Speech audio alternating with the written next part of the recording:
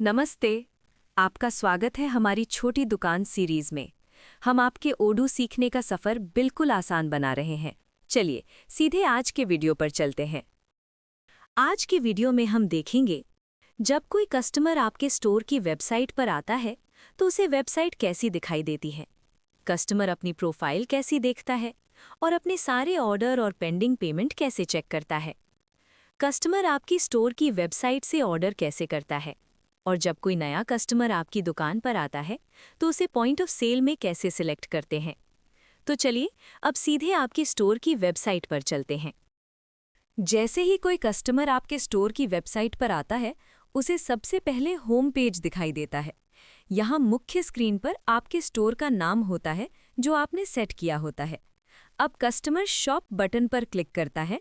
यहाँ आपके स्टोर के सभी प्रोडक्ट्स की लिस्ट दिखाई देती है जिन्हें आपने वेबसाइट पर दिखाने के लिए रखा है। यहाँ से कस्टमर प्रोडक्ट सर्च भी कर सकता है। किसी भी प्रोडक्ट पर क्लिक करने से उसका डिटेल पेज खुल जाता है। यहाँ प्रोडक्ट का नाम, डिस्क्रिप्शन, प्राइस और इमेज दिखाई देती हैं। अगर प्रोडक्ट के वेरिएंट सेट किए गए हैं तो यहाँ से अलग अलग वेरिएंट चुने जा सकते हैं। ध्यान रहे, अलग अलग वेरिएंट की प्राइस अलग हो सकती है। प्रोडक्ट का ऑर्डर कैसे करना है ये हम थोड़ी देर में देखेंगे। कॉन्टैक्ट अस बटन पर क्लिक करते ही आपके स्टोर की डिटेल खुल जाती है। यहाँ आपका ईमेल, मोबाइल नंबर, एड्रेस और मैप लोकेशन दिखाई देती है। अब कस्टमर साइन इन बटन पर क्लिक करता है। साइन इन पेज खुल जाता है।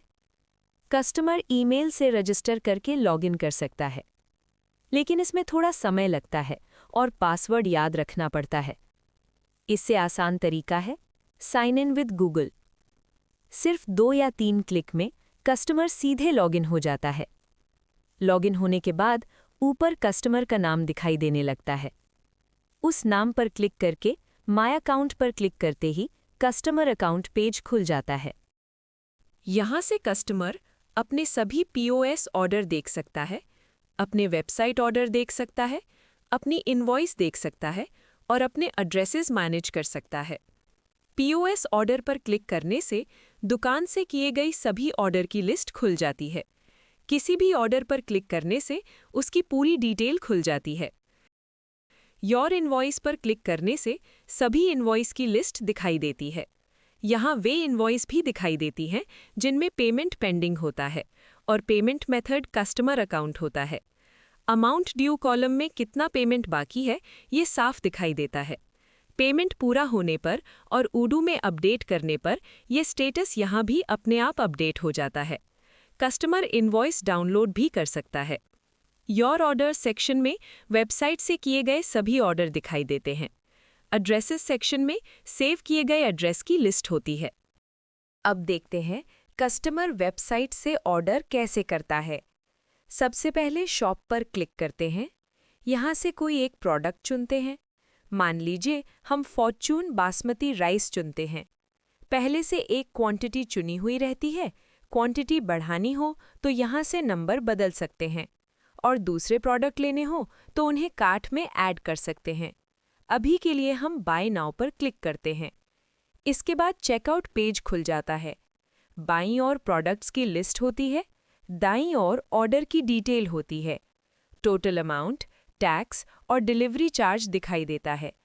अगर कूपन सेट किया गया हो तो यहाँ लगाकर डिस्काउंट लिया जा सकता है। अब चेकआउट पर क्लिक करते हैं। यहाँ डिलीवरी एड्रेस ऐड करना होता है। पहले से एड्रेस सेव हो तो वही सिलेक्ट किया जा सकता है। डिलीवरी मेथड में होम डिलीवरी पहले से सिलेक्ट रहती है। फिर कन्फर्म पर क्लिक करते हैं। पेमेंट मेथड में कैश ऑन डिलीवरी सिलेक्ट रहता है। दोबारा कन्फर्म पर क्लिक करते ही ऑर्डर कन्फर्म हो जाता है। इस ऑर्डर की नोटिफिकेशन आपको ओडू डैशबोर्ड पर मिल जाती है। कस्टमर अपने अकाउंट में जाकर योर ऑर्डर सेक्शन में नया ऑर्डर देख सकता है। अब देखते हैं, जब कोई नया कस्टमर दुकान पर आता है और पहले से सिस्टम में ऐड नहीं होता है। सबसे पहले उसे कहें कि वो स्टोर की वेबसाइट पर लॉगिन करे। दुकान पर वेबसाइट का QR कोड लगाया जा सकता है। उसे स्कैन करके कस्टमर सीधे वेबसाइट पर पहुंच सकता है। Customer sign in with Google से आसानी से लॉगिन कर सकता है। अब POS रजिस्टर स्क्रीन पर आएं। लॉगिन करने के बाद कस्टमर तुरंत पीओएस में दिखाई नहीं देगा।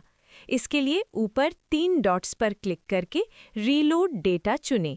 स्क्रीन पर एक पॉपअप दिखाई देगा, उसमें लिमिटेड ऑप्शन पर क्लिक करें। कस्टमर लिस्ट अपडेट हो जाएगी। कस्टमर आइकन पर क्लिक करके नाम सर्च करें और उस कस्टमर को सिलेक्ट कर लें। अब जो भी ऑर्डर पूरा होगा, कस्टमर उसे अपने वेबसाइट अकाउंट में देख सकेगा। अगली बार वही कस्टमर आएगा तो दोबारा लॉगिन करने की ज़रूरत नहीं होगी। सीधे पीओएस में उसका नाम सिलेक्ट किया जा सकेगा। तो इस तरह आज के वीडियो में हमने सीखा कस्टमर को वेबसाइट कैसी दिखाई देती है, वो लॉगिन कैसे करता है, ऑर्डर कैसे करता है और पीओएस भी नए कस्टमर को कैसे सिलेक्ट करते हैं। अगले वीडियो में हम देखेंगे कि वेबसाइट से आया हुआ ऑर्डर ओडू में कैसे प्रोसेस किया जाता है।